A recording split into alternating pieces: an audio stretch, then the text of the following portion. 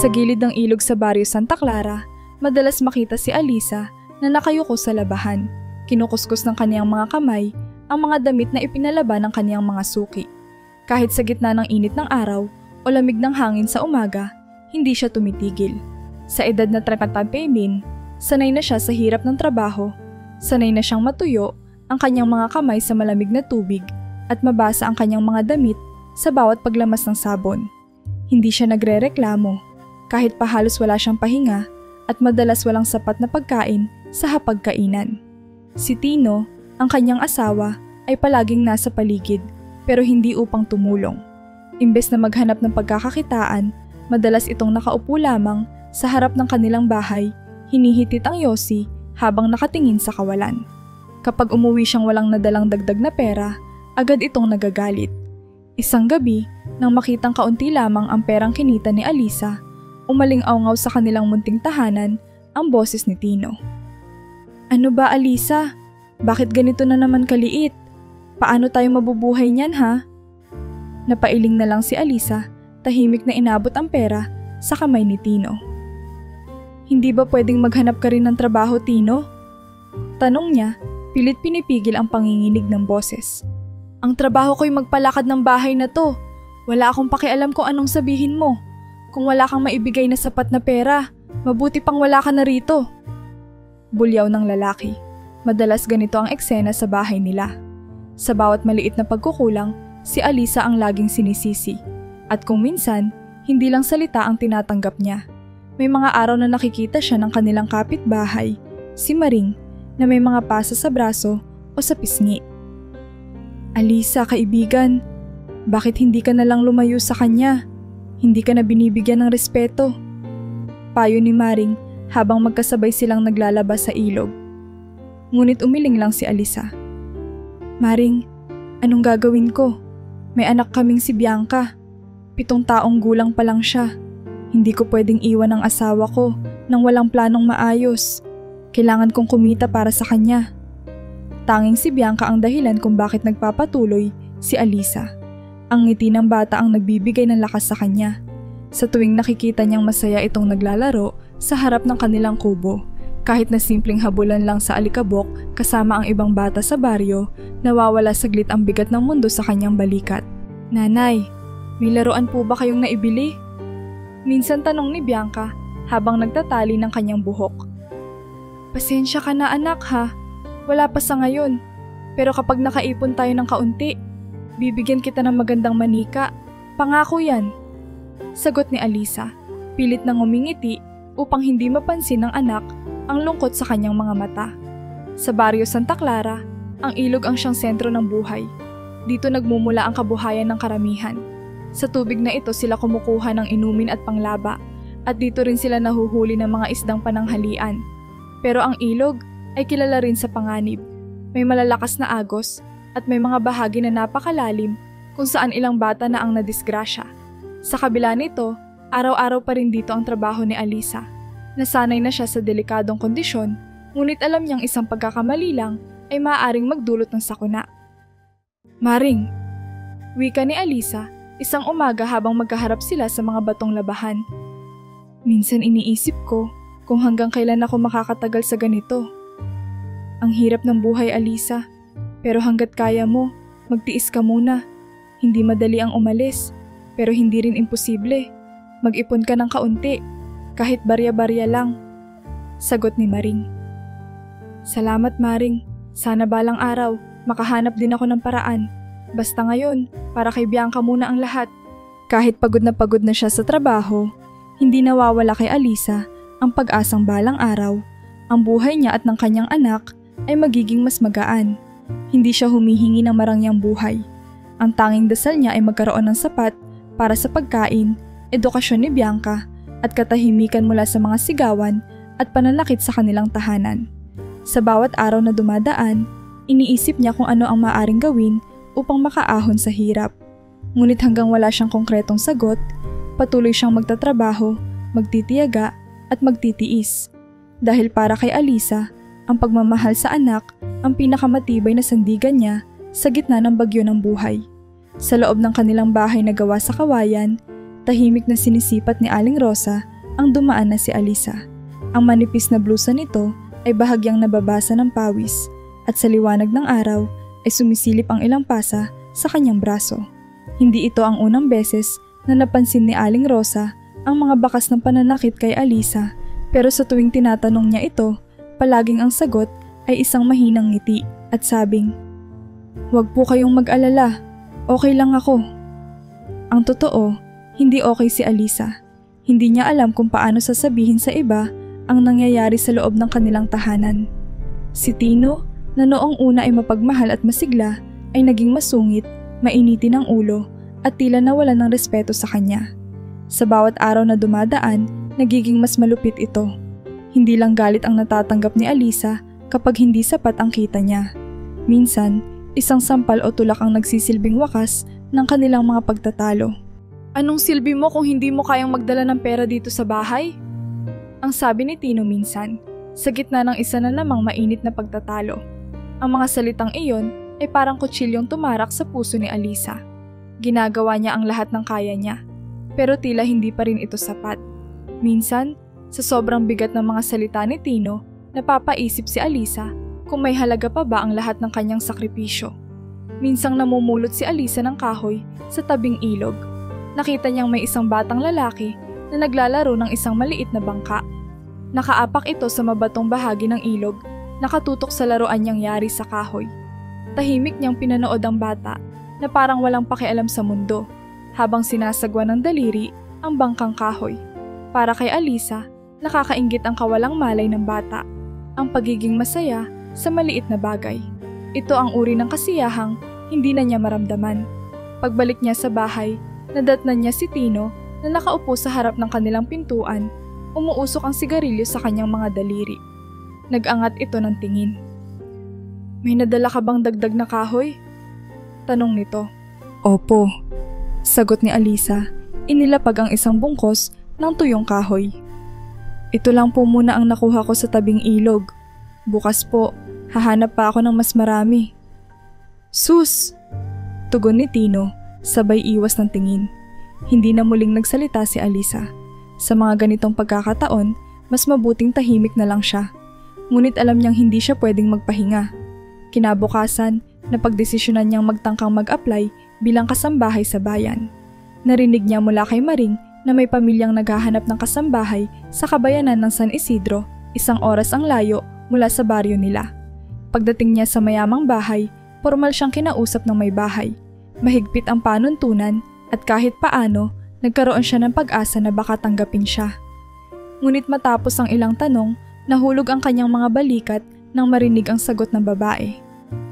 "Pasensya na, Alisa. Kailangan namin ng kasambahay na may karanasan sa pagluluto ng masiselang putahe. Sa tingin ko, hindi ka angkop sa hinahanap namin."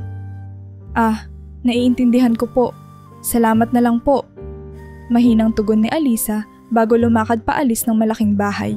Habang naglalakad pa uwi, nagkukwento siya kay Maring na sumama sa kanya sa bayan. Sa pag-uusap nila, ibinahagi ni Maring ang mga karanasan niya noon sa Maynila. "Alam mo, Alisa, hindi naman perpekto ang buhay sa lungsod. Pero kung minsan, mas madaling makahanap ng trabaho. Isang beses, nagtrabaho ako sa maliit na kainan. Hindi malaki ang kita, pero sapat para makakain araw-araw."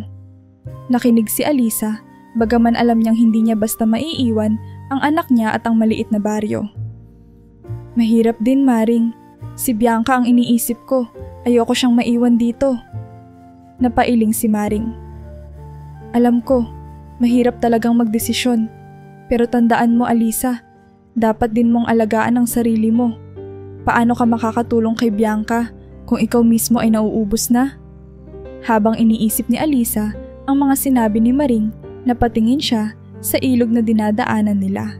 Muling naglalaro doon ang batang lalaking may kahoy na bangka.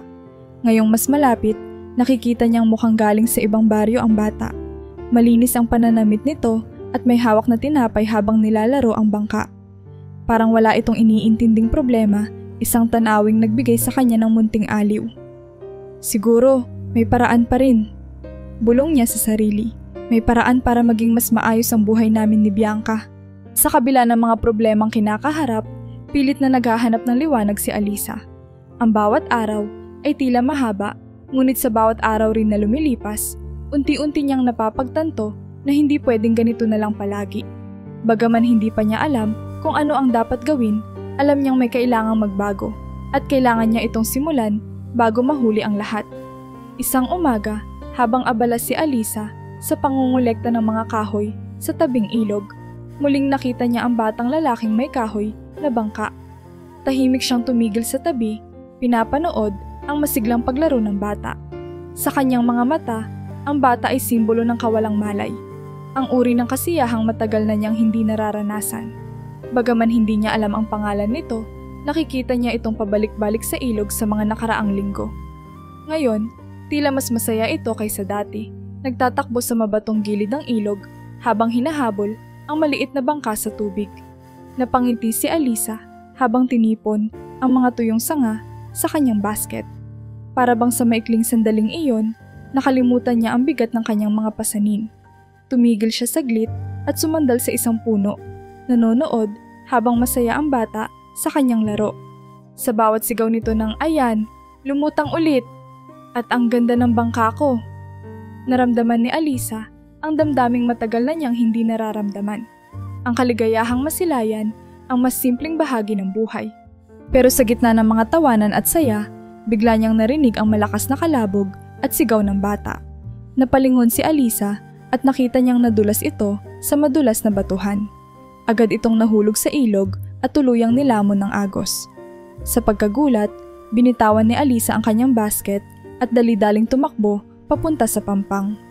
Tila nanlalamig ang kanyang mga paa habang tumitingin sa tubig, nag-aalala kung nasaan ang bata. Isang sandaling walang tunog ang lumipas at biglang nakita niyang lumitaw ang ulo nito sa malayo. Sumisigaw para sa tulong. "Diyos ko, tulungan niyo po kami." Bulong ni Alisa habang mabilis niyang hinubad ang kanyang tsinelas at tumakbo papunta sa mas mababaw na bahagi ng ilog. Hindi siya magaling lumangoy pero wala na siyang ibang pagpipilian. Sa kabila ng takot, tumalon siya sa malamig na tubig at sinimulang lumangoy patungo sa batang papalayo na dahil sa agos.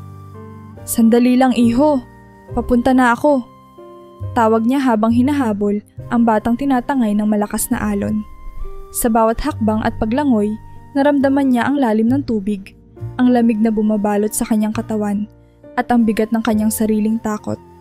Pero hindi niya pinansin ang lahat ng iyon. Ang mahalaga ay marating niya ang bata bago ito tuluyang mawala. Nang sa wakas ay umabot siya sa batang lalaki, nakita niyang halos hindi na ito makahinga. Hawak-hawak nito ang kanyang maliit na kahoy na bangka. Parang iyon na lamang ang nagbibigay ng kaunting lakas loob sa kanya. Agad na inabot ni Alisa ang bata at hinila ito patungo sa mas mababaw na lugar. Habang pabalik, naramdaman niya ang sakit sa kanyang mga braso at binti, ngunit patuloy siyang nagpadala sa agos pabalik sa pampang. Nang makarating sila sa pampang, agad niyang hiniga ang bata at sinimulang ibaligtad upang mailabas ang tubig sa baga nito. Habang pinipisil-pisil ang kanyang balikat, nagsimula itong umubo ng malakas at tuluyang sumuka ng tubig. Lumuwag ang dibdib ni Alisa nang marinig ang tunog ng kanyang paghinga. "Salamat sa Diyos," bulong niya habang pinupunasan ang mukha ng bata. Hindi nagtagal, dumating ang isang babaeng nagmamadaling tumakbo mula sa kabilang bahagi ng ilog. "Anak! Leo!" Sigaw nito habang lumapit sa kanila. Agad niyang niyakap ang batang lalaki. Ang muka'y puno ng luha at pasasalamat.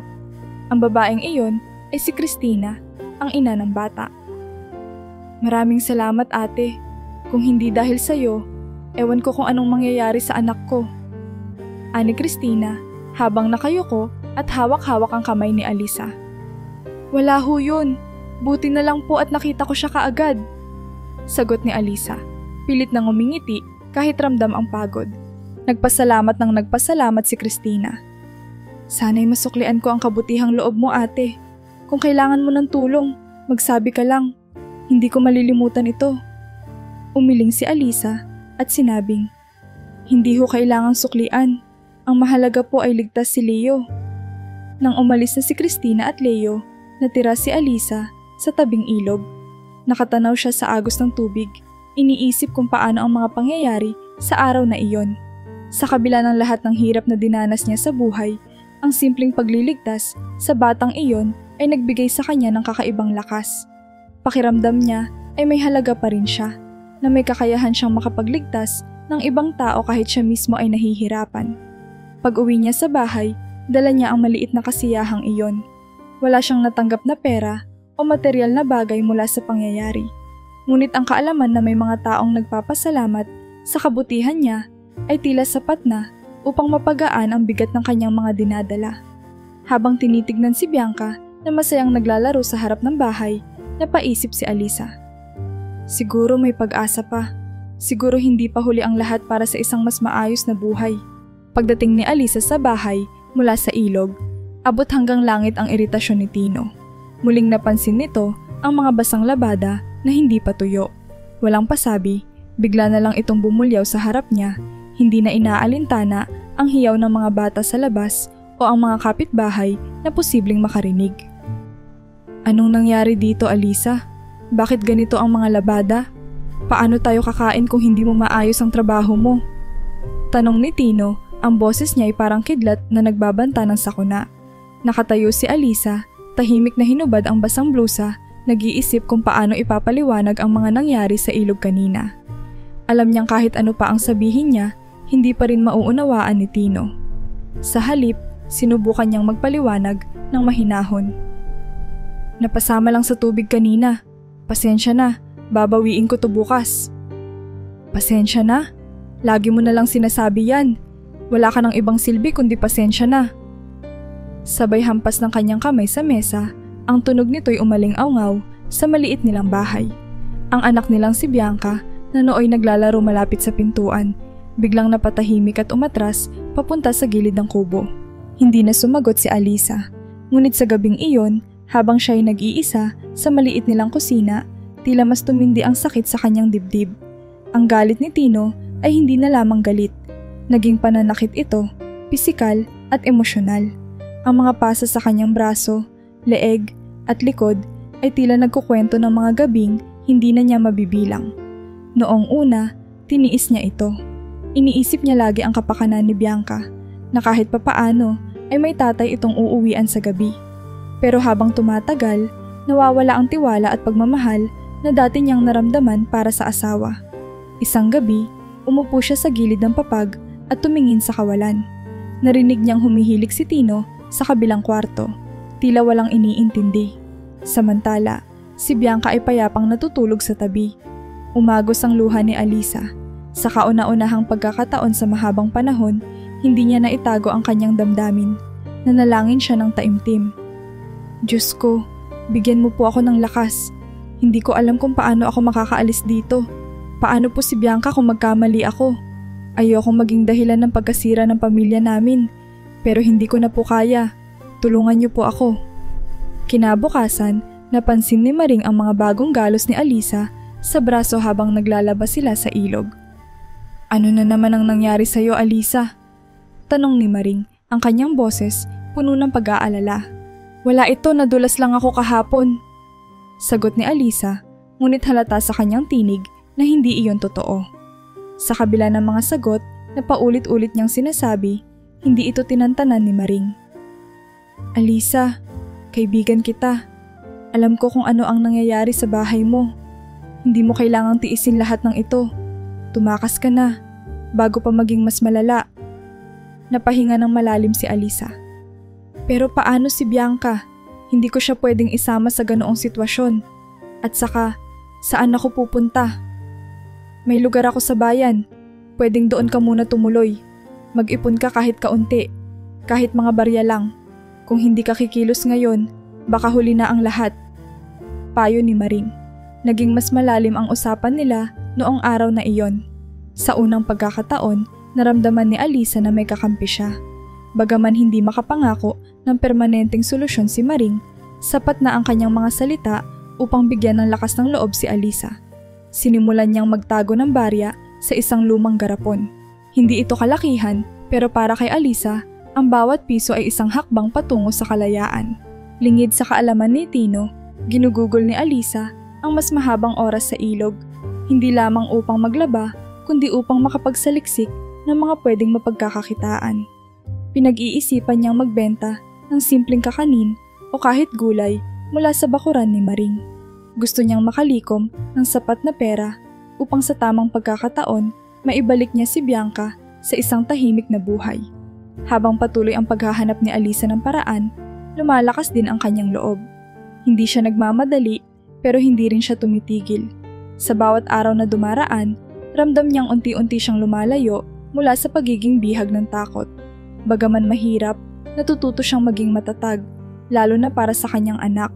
Kahit sa simpleng hakbang, nagkakaroon siya ng pag-asa na balang araw, mararanasan din nilang mag-ina ang isang buhay na walang kirot, walang pananakot at puno ng pagmamahal. Pagkatapos ng ilang linggong pag-iisip, napagtanto ni Alisa na hindi niya magagawang magpatuloy nang walang konkretong plano. Ang usapan nila ni Maring ang nagsilbing spark, isang pahiwatig na kailangan niyang gumawa ng paraan para makaipon. Kaya nang marinig niyang may pamilya sa San Gabriel na naghahanap ng tagapaglaba at tagapaglinis ng bahay, sinubukan niyang magpunta. Kahit malayo, tiniis niya ang mahabang lakaran at biyahe sa tricycle para makaharap ang pamilyang iyon. "Magandang araw po," bungad ni Alisa nang makausap niya ang may-ari ng bahay. "Narinig ko po na naghahanap kayo ng tagapaglaba." Ang babae, si Aling Virgie, ay nakangiti ngunit halatang abala. "Oo, kailangan namin ng tulong. Kayang-kaya mo bang maglabada ng marami? Pati paglilinis sa kusina paminsan?" Tanong nito habang hawak ang isang listahan ng mga gawaing bahay. "Opo, kaya ko po. Sanay po ako sa mabibigat na trabaho." Sagot ni Alisa, pilit na ipinapakita ang kanyang kahandaang magtrabaho. Sa sandaling iyon, sa loob ng simpleng bahay na iyon, sa bayan ng San Gabriel, nakita ni Alisa ang kaunting pag-asa. "Magkano po kaya ang magiging bayad?" Alanganing tanong ni Alisa, inaasahang bababa pa ang alok sa kanya. Pero laking gulat niya nang marinig ang sagot ni Aling Virgie. 200 yung kada linggo. Sa tingin ko, fair na iyon. Maglalaba ka 3 beses kada linggo. Tapos maglilinis lang ng konti. Ayos ba yon? Ani Aling Virgie. Halos hindi makapaniwala si Alisa. 200 din kada linggo. Hindi ito kalakihan, pero higit na mas mataas ito kaysa sa naiuuwi niya sa baryo. "Opo ma'am, maraming salamat po." Sagot niya, hindi maitago ang ngiti sa muka. Habang patuloy siyang nagtatrabaho para sa pamilyang iyon, unti-unti siyang nagkaroon ng karagdagang kita. May mga pagkakataong iniisip niya ang hirap ng biyahe mula Barrio Santa Clara hanggang San Gabriel. Pero iniisip din niya si Bianca. Ang bawat pisong na itatabi niya ay para sa anak, para sa kanilang kinabukasan.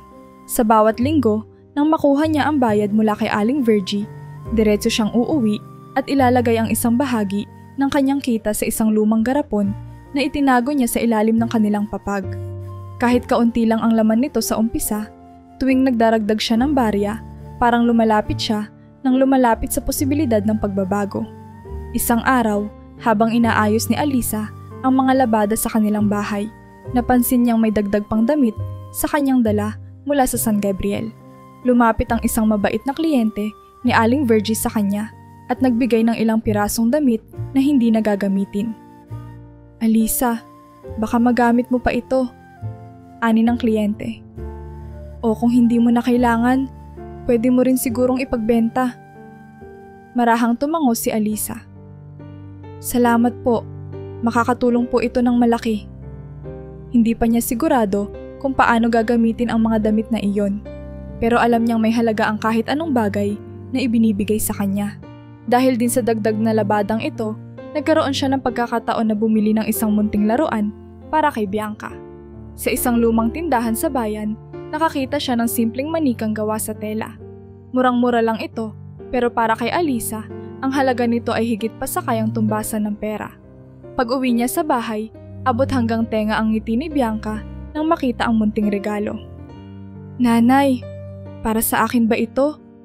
Tanong ng bata, hindi makapaniwala habang hinahawakan ang manika. "Oo anak, sayo na yan. Pero pangako ha, iingatan mo yan." Sagot ni Alisa, hindi rin maitago ang saya. Para sa kanya, ang ngiti ni Bianca ay sapat na upang makalimutan ang lahat ng pagod sa maghapon. Habang dahan-dahang umiikot ang mundo ni Alisa, tila hindi napapansin ni Tino ang pagbabago. Isang gabi, lasing itong umuwi at kahit anong itanong nito tungkol sa kanilang gastusin, tahimik lamang si Alisa at hindi na nagpapaliwanag. Wala nang oras si Tino para suriin kung saan nanggagaling ang dagdag na kita ni Alisa. Sa kanyang lasing na kalagayan, tila balewala sa kanya ang mga nangyayari sa kanilang paligid. Pero si Alisa, kahit tahimik lang at hindi nagsasalita, ay unti-unting nagkakaroon ng lakas ng loob. Sa bawat pisong na itatabi niya, sa bawat ngiting nakikita niya kay Bianca, mas lumalakas ang kanyang paniniwalang may pag-asa pa. Unti-unti, nararamdaman niya na ang kinabukasan nila ay maaaring hindi ganito palagi, na maaari nilang maranasan ang mas maayos na buhay. Maagang maaga pa lang ay nagpasya si Alisa na subukan ang unang hakbang sa kanyang plano. Buo na ang loob niyang bumisita kay Maring upang mag-usap. Kailangan nilang pag-usapan ang mga detalye ng kanyang balak na umalis ng baryo kahit ilang araw lamang upang makalayo sa pang-aabuso ni Tino. Alam niyang delikado ang kanyang gagawin, pero iniisip niyang walang ibang paraan para maayos ang kanilang kalagayan. Sa unang mga hakbang pa lang mula sa kanilang bahay, ramdam ni Alisa ang bigat ng sitwasyon. Hindi pwedeng malaman ni Tino ang kanyang binabalak, kaya't sinikap niyang hindi magdala ng anuman na maaaring makapagpatunay sa kanyang plano. Ang mga barya na iniipon niya sa lumang garapon ay nanatili roon, ligtas mula sa mata ng kanyang asawa. Kapag umalis siya ngayon na walang dala, baka hindi siya masyadong pagdudahan. Pero alam niyang hindi ito permanente. Kailangan niyang magbalik para maayos ang lahat ng kanyang dadalhin. Habang naglalakad siya sa makitid na daan patungo sa bahay ni Maring, napansin niya ang mag-asawang sina Aling Rosa at Mang Jose na may dalang ilang bugkos ng gulay mula sa kanilang taniman. Kaagad silang lumapit kay Alisa na halatang balisa sa bawat hakbang. "Alisa, saan ka patungo?" Tanong ni Aling Rosa, nakatingin sa dala niyang maliit na bag na puno ng mga lumang damit. "Pupunta lang po ako kay Maring. May konting usapan lang kami." Sagot ni Alisa, pilit itinatago ang kaba sa kanyang tinig. "May problema ba?" Tanong naman ni Mang Jose, halatang nag-aalala. "Madalas kitang nakikitang tila may iniisip na mabigat. Alam mo, kung may kailangan ka, huwag kang mahiyang magsabi. Kami ni Rosa, palaging handang tumulong." Nagdalawang isip si Alisa kung sasabihin ang totoo. Pero sa huli, isang simpleng ngiti lang ang naisagot niya. "Maraming salamat po. Siguro, kailangan ko lang po ng kaunting oras para mag-isip."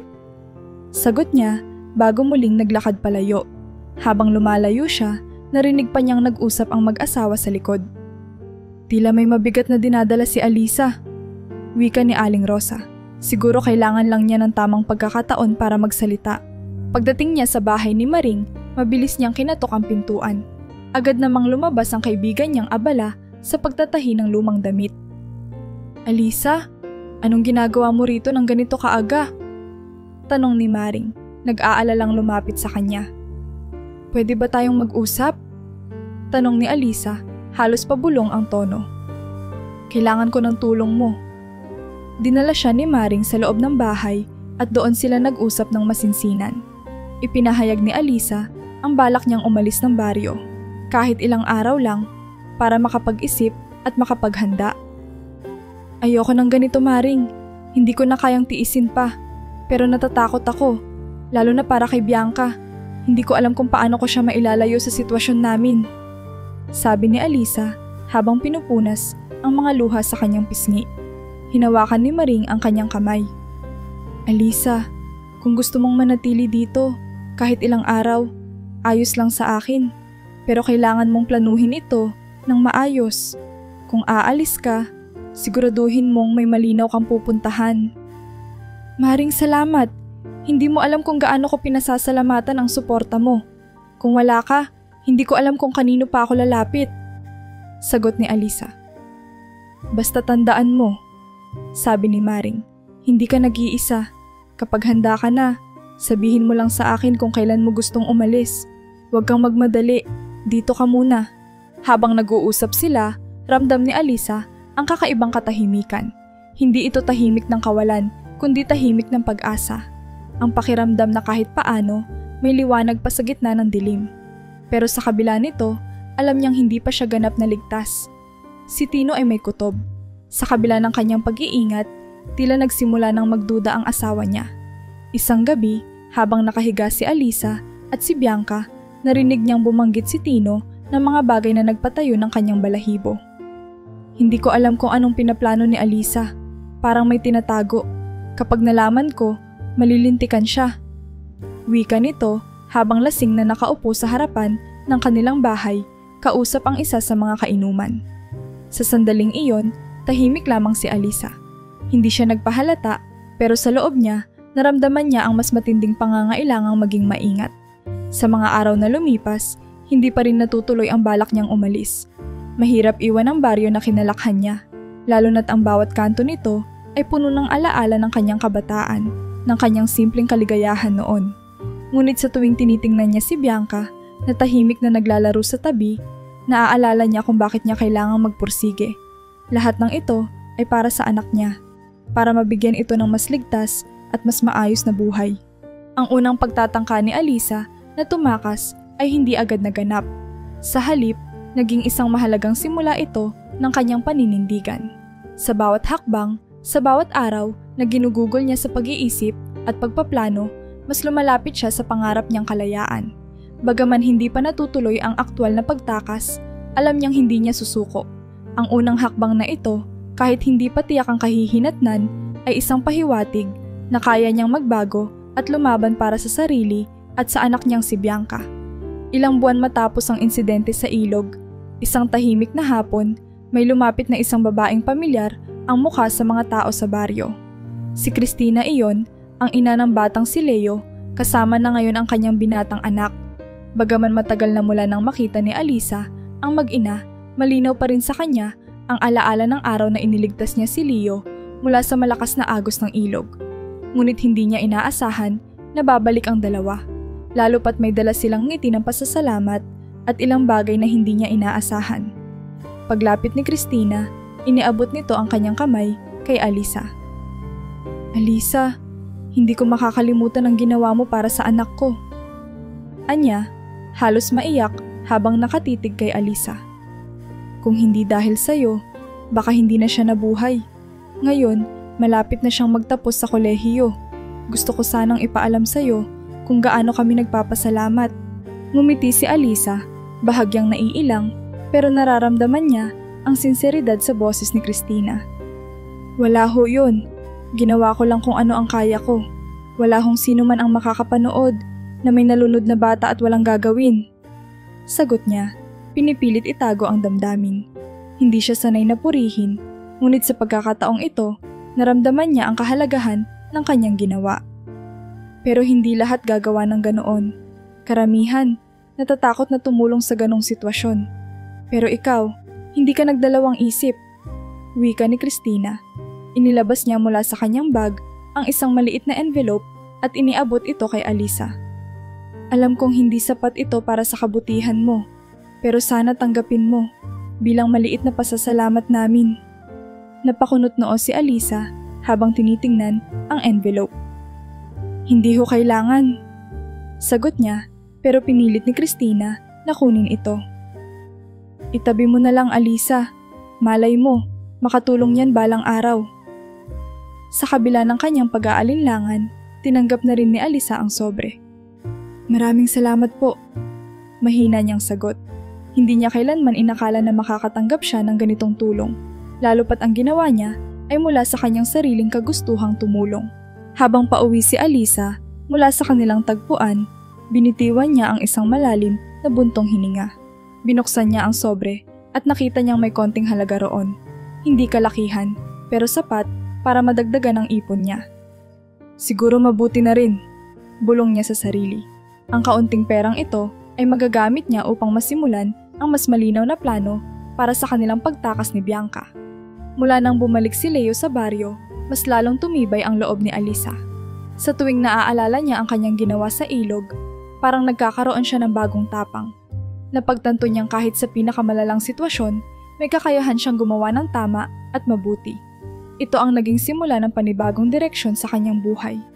Isang araw, muli siyang binisita ni Leo. Ngunit sa pagkakataong ito, mag-isa na lang ito. Ngayon ay isa na itong matangkad at maayos manamit na binata. At ang kanyang mga kilos ay nagpapakita ng respeto at pasasalamat. Ate Alisa, bungad niya, malapit na po akong graduate. Sa susunod na taon, kukuha na po ako ng board exam.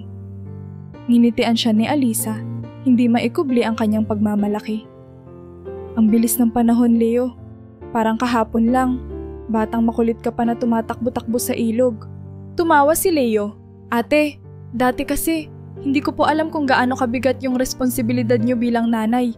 Pero simula nang maikwento sa akin ni nanay, ang ginawa ninyo para sa akin, ang tapang ninyo po. Parang nagkaroon ako ng bagong pananaw. Alam niyo po, iniidolo ko kayo. Gusto ko rin pong makatulong sa iba balang araw. Tumango si Alisa, ramdam ang init ng pagkilala mula sa binata. Leo, masaya ako kung ganoon. Pero tandaan mo, ang pagtulong ay hindi nangangailangan ng kapalit. Gawin mo lang ang kaya mong gawin, sa abot ng makakaya mo. Masarap sa pakiramdam na makapagbigay ng pag-asa sa iba, lalo na kung iyon ang tama. Sa sandaling iyon, naramdaman ni Alisa ang bigat ng kanyang mga pinagdaanan na tila unti-unting gumagaan. Sa dami ng sakripisyo niya sa buhay, sa dami ng pasakit at kabiguan, ang tagpong iyon kasama si Leo ay parang saglit na pahinga mula sa lahat ng hirap. Hindi niya man na ipapakita sa lahat, alam niyang sa sarili niya ay may nararating siya. Hindi pa siya ganap na ligtas, hindi pa tapos ang laban, pero may liwanag na siyang nakikita. Ito ang araw na nagsimulang magbago ang pananaw ni Alisa sa kanyang sarili. Hindi siya mahina, hindi siya walang kwenta. Siya ay isang taong may tapang, may kakayahan, at higit sa lahat, may puso para sa iba. At sa kaunting halaga at pasasalamat na natanggap niya mula sa mag-ina, nakita niya ang simula ng panibagong direksyon. Para kay Alisa, ito na ang bagong simula, isang hakbang tungo sa buhay na matagal na niyang inaasam. Sa kabila ng mga balak ni Alisa, hindi siya naging maingat sa lahat ng kilos niya.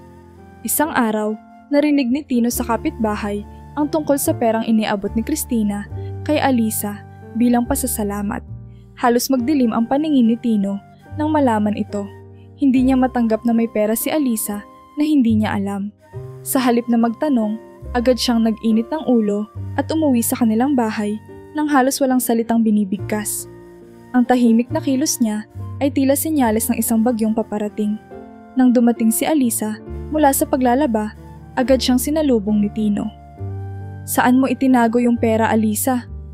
Tanong nito, may diin sa bawat salita. Anong pera? Tanong ni Alisa, bagaman alam niya ang tinutukoy ni Tino. Pilit niyang pinanatiling kalmado ang boses, ngunit hindi niya maitago ang kaba sa kanyang mukha. Huwag ka nang magpanggap. Alam ko nang binigyan ka ni Christina. Asan na? Galit na bulyaw ni Tino, sabay lapit sa kanya. Tinago ko. Para sa atin din naman ito, Tino. Paliwanag ni Alisa, pilit na nilalabanan ang takot. Para sa mga kailangan natin. Hindi ka dapat nagtatago ng pera. Asawa mo ako, karapatan kong malaman kung ano ang ginagawa mo. Sigaw ni Tino, sabay pilit na hinahanap ang garapon kung saan inilalagay ni Alisa ang mga ipon. Nang hindi niya ito makita sa bahay, lalong nag-init ang ulo niya. Sa mga araw na sinubukang itago ni Alisa ang pera, nakipagtulungan siya kay Maring. Ipinakiusap niya na pansamantalang itago ni Maring ang garapon sa kanyang bahay, sa pag-asang hindi na ito makikita ni Tino. Ngunit hindi tumigil si Tino. Halos araw-araw niyang tinatanong si Alisa, hinahalughog ang bawat sulok ng kanilang bahay, at nagbabantang gagawin ang lahat para makuha ang perang iyon. Isang hapon, napagdesisyonan ni Tino na pumunta sa bahay ni Maring. Hindi siya sigurado kung naroon si Alisa, pero sigurado siyang nandoon ang garapon. Sa pagdating niya, walang kaabog-abog niyang kinatok ang pintuan. Nang bumukas ito, halos mapasigaw si Maring sa gulat. Nasaan si Alisa at nasaan ang perang itinatago niya? Agad na tanong ni Tino. Ang kanyang boses ay puno ng galit at sinseridad na tila hindi siya titigil hanggat hindi niya nakukuha Ang sagot, "Wala siya dito, Tino. At hindi ko alam ang sinasabi mo." Sagot ni Maring, pilit na pinapanatili ang composure, pero halata ang pag-aalala sa kanyang mga mata. "Huwag mo kong gawing tanga, Maring. Alam kong narito ang pera niya." Sigaw ni Tino, sabay pilit na pumasok sa bahay. Sa gulong iyon, narinig ng mga kapitbahay ang ingay. Sina Aling Rosa at Mang Jose, na abala noon sa pagtatanim sa kanilang bakuran, agad na lumapit sa bahay ni Maring. "Ano bang nangyayari dito, Tino?" Tanong ni Aling Rosa, ang kanyang boses puno ng pagkabahala. "Wala kayong pakialam. Ito'y usapin namin ni Alisa." Sagot ni Tino, hindi inaalis ang kanyang tingin kay Maring. "Hindi pwede yan, Tino. Ano man ang problema ninyo, hindi mo pwedeng galitin si Maring ng ganito. Kung may kailangan ka, daanin mo yan sa maayos na usapan." Saad ni Mang Jose, pilit na pinapakalma si Tino. Pero hindi siya pinakinggan ni Tino. Ang kanyang galit ay patuloy na sumiklab. Sinubukan niyang pilitin si Maring na sabihin kung nasaan ang garapon, ngunit nanatiling tahimik si Maring. Mas lalong nairita si Tino at nag-umpisa ng magwala sa loob ng bahay. Sa oras na iyon, napagtanto ni Aling Rosa na hindi na ito maaaring baliwalain. Agad siyang tumakbo sa tindahan sa baryo kung saan may teleponong maaaring gamitin. Tinawagan niya ang lokal na barangay at ipinaalam ang nangyayari sa bahay ni Maring. Ilang sandali lang ay dumating na ang ilang tanod kasama ang pulis. Pagdating ng pulis, natigil si Tino sa kanyang paghahalughog. "Ano bang ginagawa mo dito?" Tanong ng isang opisyal, nakatingin kay Tino, nakitang-kita ang pagkalasing sa kilos. "Wala. Hinahanap ko lang ang pera na itinago ng asawa ko." Sagot ni Tino, halatang nawala ang kanyang kumpiyansa sa presensya ng mga otoridad. "Kung may problema ka, idaan mo sa tamang proseso. Hindi ka pwedeng pumasok sa bahay ng iba nang walang pahintulot." Sagot ng pulis na tila pinapalamig ang sitwasyon. Dahil dito, napilitang umalis si Tino. Bagaman umuwi siyang galit, pansamantalang nanahimik ang sitwasyon. Ang ginawa ni Aling Rosa ay nagdulot ng pansamantalang katahimikan sa baryo. Ngunit sa loob ni Alisa, alam niyang hindi pa ito tapos. Alam niyang babalik si Tino at sa susunod na pagkakataon, maaaring mas masahol pa ang mangyayari. Gayunpaman, kahit paano, nagkaroon ng panibagong pag-asa si Alisa. Sa tulong ng kanyang mga kapitbahay, unti-unti niyang naramdaman na hindi siya nag-iisa. Ang gabing iyon, tahimik ang paligid sa baryo. Si Tino ay natutulog, lasing at walang kamalay-malay sa plano ni Alisa. Ang tanging naririnig sa labas ng bahay ay ang mahinang huni ng kuliglig at ang banayad na ihip ng hangin. Si Alisa, habang hawak-hawak ang maliit na bag na may laman ng kaunting damit at ang garapon ng naipon niyang barya, ay hindi mapakali. Alam niyang ito na ang tamang oras. Sa kabila ng kanyang kaba, kumatok siya sa bahay ni Maring. "Alisa, sigurado ka na ba dito?" Tanong ni Maring sa mahinang boses, halatang nag-aalala. "Oo, Maring. Ito na lang ang pagkakataon namin. Kung maghihintay pa ako, baka hindi na kami makaalis." Sagot ni Alisa. Kasama si Aling Rosa, tinulungan nila si Alisa at Bianca na makahanap ng sasakyan patungong Maynila.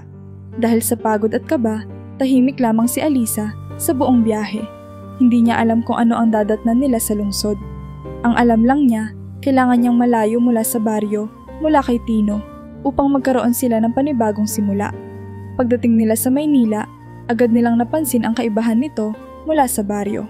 Mas mabilis ang takbo ng buhay, mas magulo ang paligid, at mas maraming tao ang nagkukumpulan sa bawat kanto.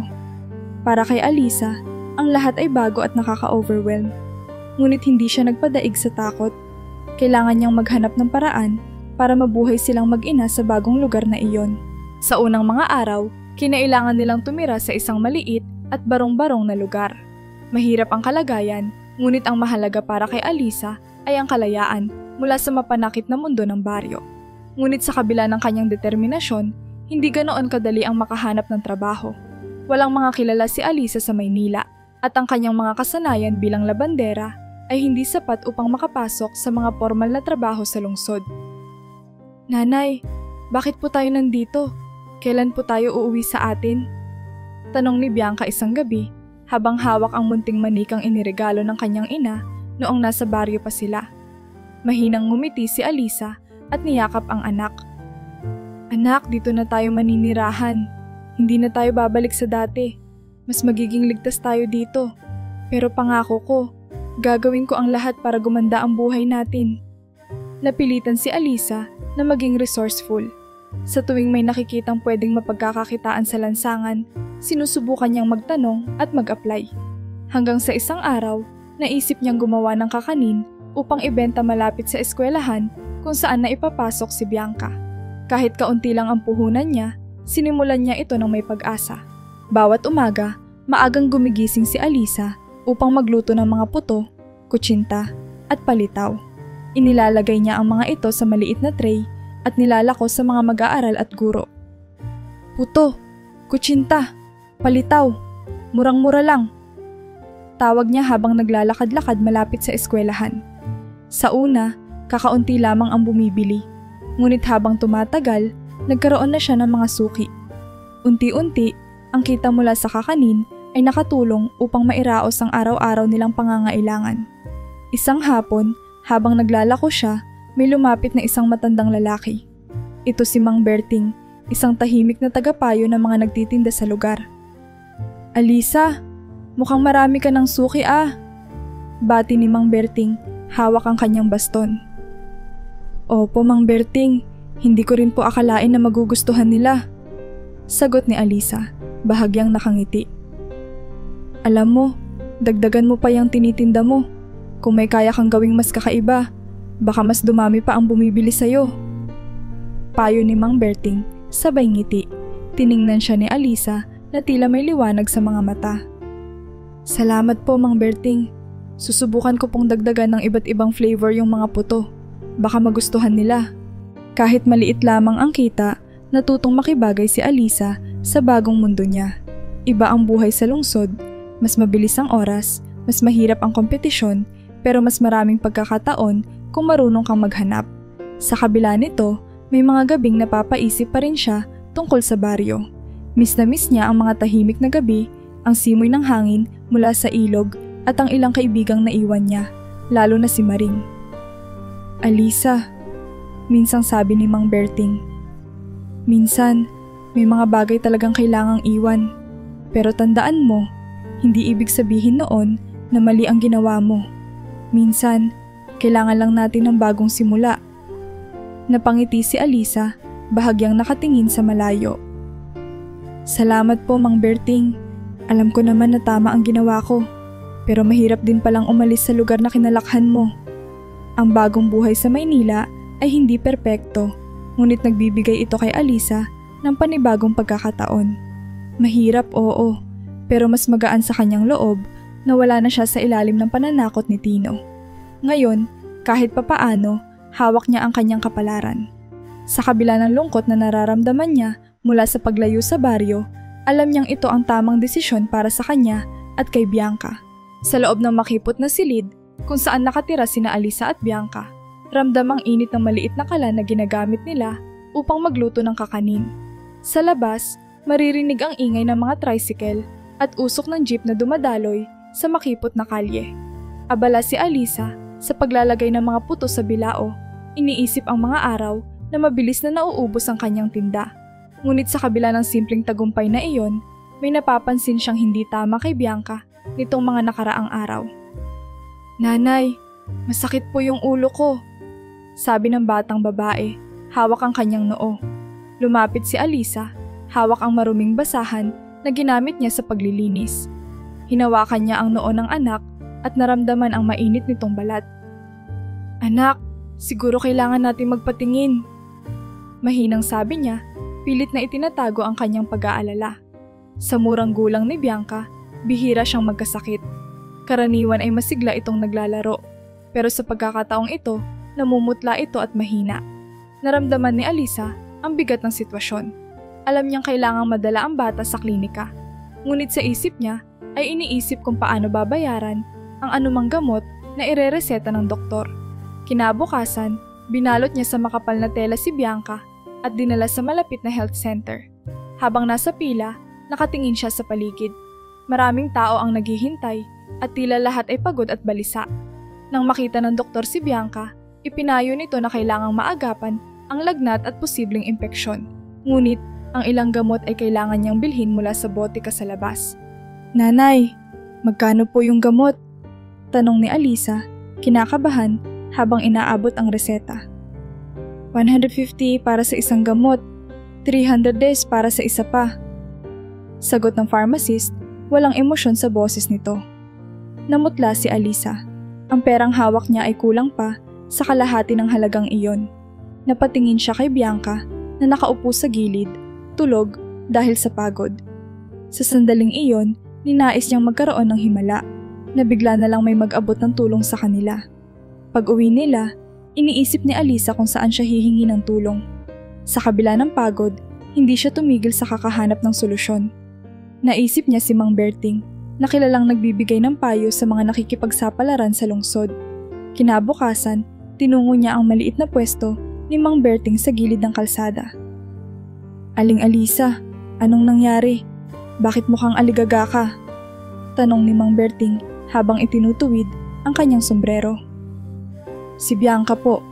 Kailangan po namin ng gamot, pero kulang po talaga ang kita ko sa tinda." Sagot ni Alisa, halos hindi na maitago ang luha sa kanyang mga mata. Tahimik na nakinig si Mang Berting at maya-maya ay ngumiti siya ng bahagya. "Aling Alisa, huwag kang mag-alala. May kilala ako sa kabilang barangay na pwedeng magbigay ng mas murang gamot. Hindi ito branded, pero pareho lang ng epekto. Bibigyan kita ng direksyon." Ipinakilala rin ni Mang Berting si Alisa sa isa pang nagtitinda sa palengke na maaaring makapag-abot ng dagdag na tulong.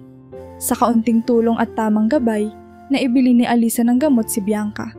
Unti-unti, gumaling ang bata, ngunit hindi nawala ang alalahanin ni Alisa kung paano nila mababayaran ang iba pang pangangailangan.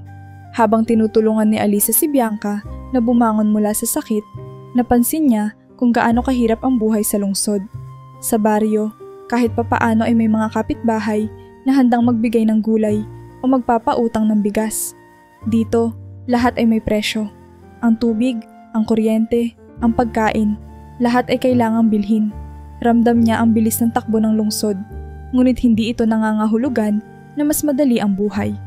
Nagdesisyon si Alisa na humanap ng mas malaking kita. Nagtanong siya sa iba pang kakilala sa lugar at napag-alaman niyang may pamilyang naghahanap ng kasambahay. Wala siyang karanasan sa lungsod bilang kasambahay, ngunit sanay siya sa gawaing bahay mula sa baryo. Kaya't sinuong niya ang aplikasyon, dala ang pag-asang magkakaroon ng mas magandang hanap buhay. "Pwede ka bang maglinis ng bahay at magluto ng tanghalian?"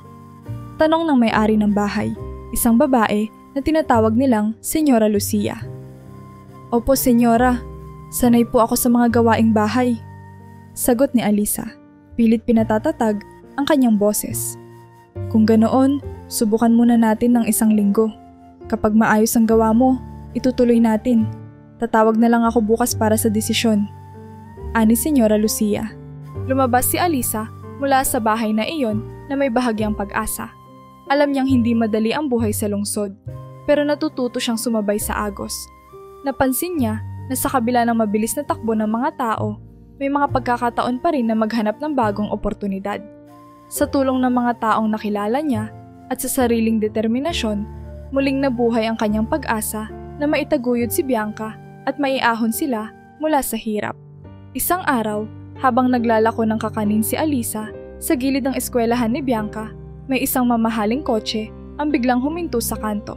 Napansin niyang nakatingin ang ilan sa mga tao sa paligid. Nagtatanong kung sino ang may dala ng magarang sasakyang iyon sa simpleng kalye na iyon sa Maynila. Hindi niya pinansin, patuloy lamang siya sa pagbebenta. "Puto kutsinta! Kayo na po! Murang-mura lang!" Sigaw niya habang hawak ang bilao. Ngunit nang lapitan siya ng isang binata na nakasuot ng malinis na suit, hindi niya agad nakilala. "Alisa ba ito?" Tanong ng lalaki, ang boses ay puno ng kumpiyansa, ngunit may halong paggalang. Napatingin siya. May kung anong pamilyar sa mukha nito, pero hindi niya agad mawari. "Opo, bakit po?" Sagot niya, iniisip kung isa ba itong bagong customer. o kung may naituro sa kanya ang ibang tindera. Ako si Leo, sagot ng binata at sa pagbanggit ng pangalan, biglang bumalik ang mga alaala. Leo, ako po yung batang iniligtas niyo noon sa ilog. Naalala niyo pa ba? Natigilan si Alisa. Ilang taon na rin ang nakalipas mula nang huling makita niya si Leo at ang kanyang ina, si Christina. Hindi niya akalaing muli silang magtatagpo lalo pat sa ganitong pagkakataon. Ikaw ba talaga? Tanong niya, tila hindi makapaniwala. Tumango si Leo, ngumingiti. Ako nga po, matagal ko na po kayong hinahanap. Alam niyo, hindi ko po nakakalimutan ang ginawa niyo para sa akin at gusto ko pong magpasalamat sa inyo ng lubos. Napaangat ang kilay ni Alisa, pilit iniintindi ang sinasabi ng binata. Pero, bakit naman kailangan mo pa akong hanapin? Matagal na iyon, Leo. Hindi ko naman hinintay ang kapalit. Lumapit si Leo at tumingin ng diretso kay Alisa. Alam ko po, pero noong panahon na yon, nagbigay kayo ng pag-asa sa pamilya namin. Ngayon, gusto ko namang suklian iyon. Gusto ko pong malaman kung ano ang maitutulong ko sa inyo. Sa kabila ng simpleng ayos ni Alisa na marumi at amoy mantika mula sa kanyang kakanin, naramdaman niya ang sinseridad ng binata. Ngunit hindi niya mapigilang mag-alinlangan. Hindi mo na kailangang gawin ito, Leo. Hindi ko naman hinihingi ang tulong. Sagot niya, pilit itinatago ang kaunting pag-asa sa kanyang puso. Aling Alisa, sabi ni Leo, medyo mas seryoso na ngayon. Ang dami ko pong natutunan sa buhay at kung may isang aral akong natutunan, iyon ay ang magbigay ng tulong sa mga taong nakatulong sa iyo noon. Ngayon, ako naman po ang tumulong sa inyo. Huwag niyo pong tanggihan. Sa puntong iyon, hindi na muling tumanggi si Alisa. Inimbitahan siya ni Leo sa isang malapit na karinderya upang mag-usap ng mas maayos. Doon, ikinuwento ni Leo kung paano siya nagtagumpay sa negosyo at kung paano siya nakarating sa punto ng kanyang buhay, kung saan kaya na niyang tumulong sa iba. Habang pinakikinggan ni Alisa ang kwento ng binata, hindi niya maiwasang mapangiti. Ang dating batang iniligtas niya mula sa ilog ay isa ng matagumpay na tao. Nalaman ko rin po kung paano kayo napunta dito, sa Maynila, sabi ni Leo. Ipinagtanong-tanong ko at nalaman ko po ang hirap na pinagdadaanan ninyo. Gusto ko pong tulungan kayong makabangon. Unti-unting nagbago ang takbo ng buhay ni Alisa mula sa araw na iyon. Sinimulan ni Leo na bigyan siya ng suporta upang mapalago ang maliit niyang negosyo. Tinulungan niya si Alisa na makahanap ng mas maayos na pwesto para sa kanyang mga tinda. Bukod pa rito, nagbigay si Leo ng dagdag na kapital para makapagsimula ng isang maliit na karinderya, kung saan maibebenta hindi lang ang kakanin, kundi pati na rin ang mga ulam na maaaring pagsaluhan ng mga nagtatrabaho malapit sa lugar nila. Hindi ko alam kung paano ako makakabawi sa iyo, Leo, sabi ni Alisa habang nag-aayos ng mga mesa sa bagong karinderya. Hindi po ninyo kailangang bumawi. Ginagawa ko lang po ang sa tingin kong tama, sagot ni Leo. Basta makita ko lang kayong masaya at maayos. Sapat na po iyon. Sa bawat linggong lumilipas, mas lalong nagiging maayos ang buhay ni Alisa at ng kanyang anak na si Bianca. Ang dating bahay na barong-barong ay napalitan ng mas matatag na tirahan. Si Bianca, na dati madalas magkasakit, ngayon ay malusog at masayang pumapasok sa paaralan. Mula sa araw na muling bumalik si Leo, ramdam ni Alisa na hindi lang pera ang binigay sa kanya ng binata. Binigyan siya nito ng pagkakataon, isang bagong simula at isang pag-asang matagal na niyang kinalimutan. At kahit na hindi pa perpekto ang lahat, alam niyang unti-unti na silang tumatawid sa mas maaliwalas na hinaharap. Sa paglipas ng mga buwan, malaki ang naging pagbabago sa buhay ni Alisa. Ang dating maliit na barong-barong sa gilid ng isang maingay na kalye ay napalitan ng isang maayos na bahay sa loob ng tahimik na subdivision. Isang umaga, habang tinitingnan ang bagong tirahan, hindi maiwasan ni Alisa na maiyak.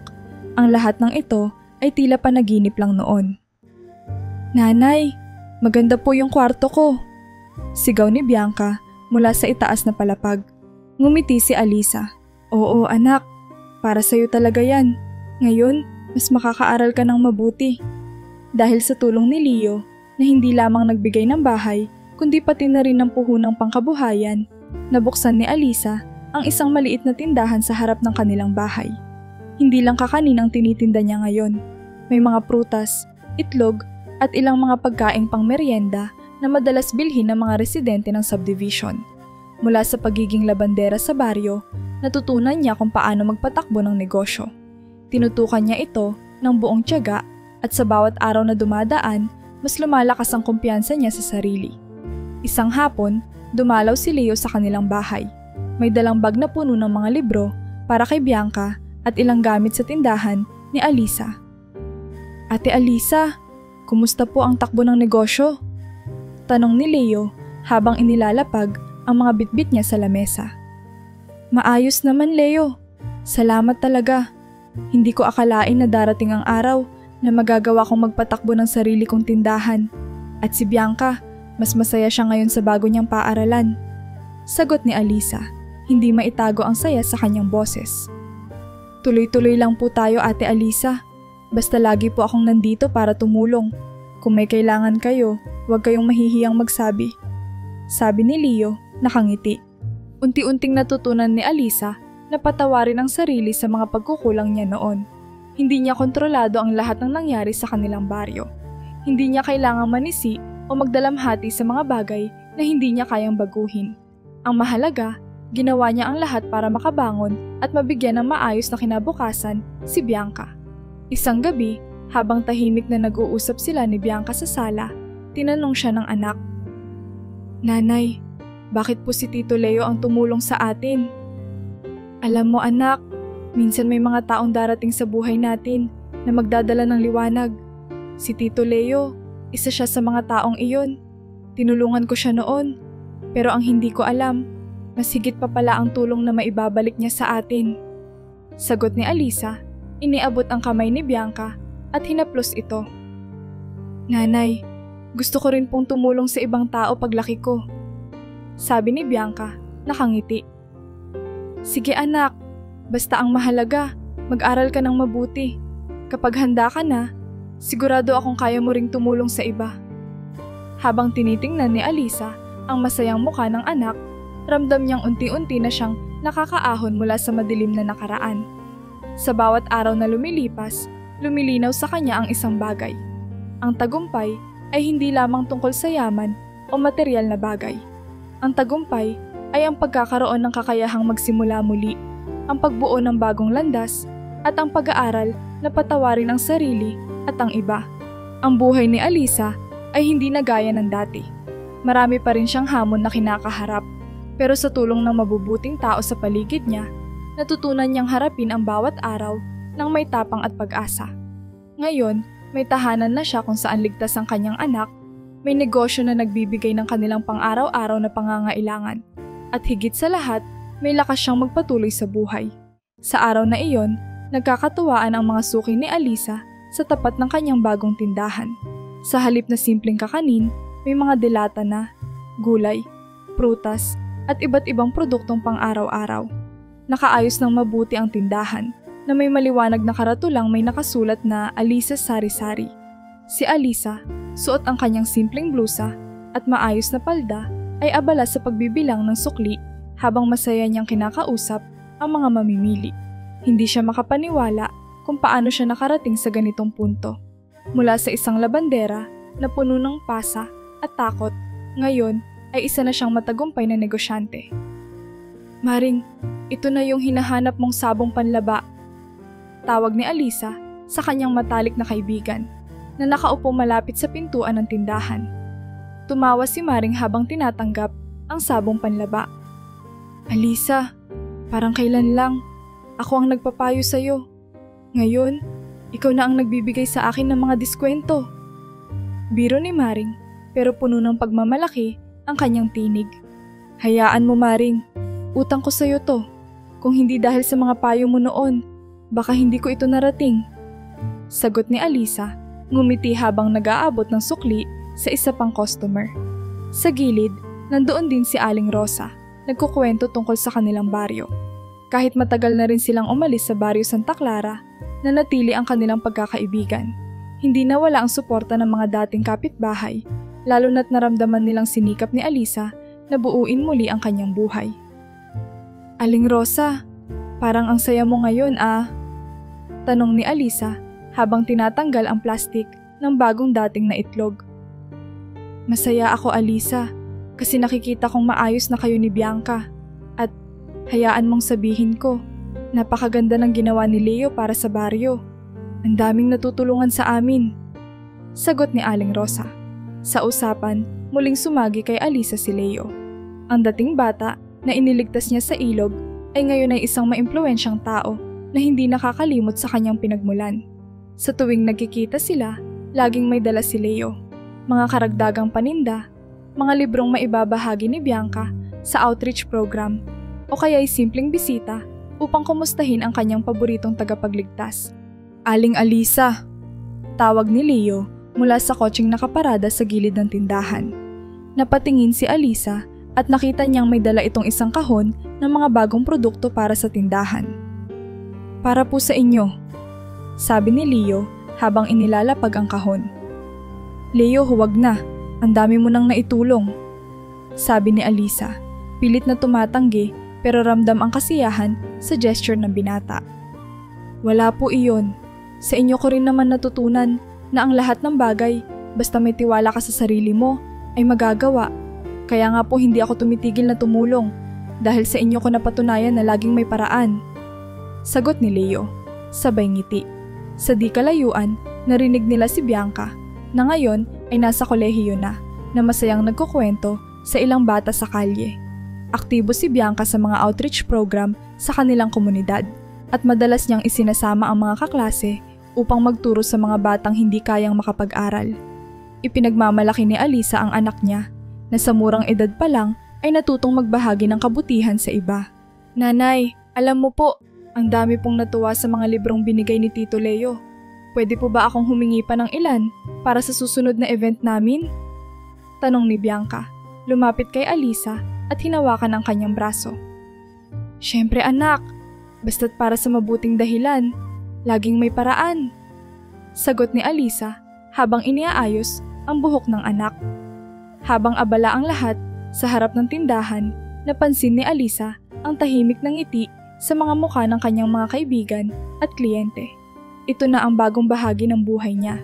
Hindi ito perpekto, pero mas payapa, mas masaya. Wala nang takot, wala nang puot. Tanggap na niya ang lahat ng nangyari noon. Ang hirap, ang sakit, ang mga pagkakamali.